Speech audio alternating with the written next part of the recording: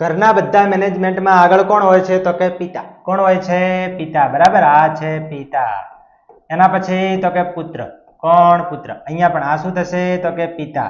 કેમ પિતા આગળ છે? તો કે પિતા એટલા માટે આગળ છે કે ઘરના બધા કામમાં મેનેજમેન્ટ કોનું હોય? તો કે પિતાનું. બરાબર છે? હા, પિતા અને પુત્ર.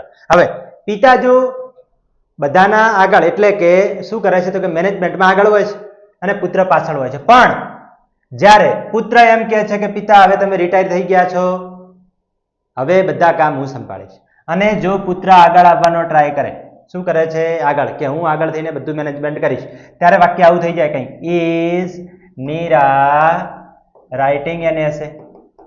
હવે આવું થાય એટલે સમાજની અંદર વાતો થવાની ચાલુ થાય.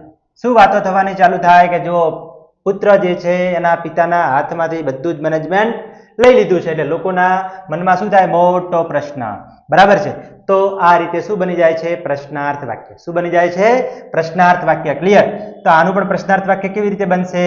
તો કે હેઝ, પછી તો કે જયેશ ગોન ટુ અમેરિકા. બરાબર છે? હા, આ શું બની ગયું છે? તો કે પ્રશ્નાર્થ વાક્ય. ક્લિયર? હા, તો એક વાક્ય તમારે પણ બનાવવાનું છે.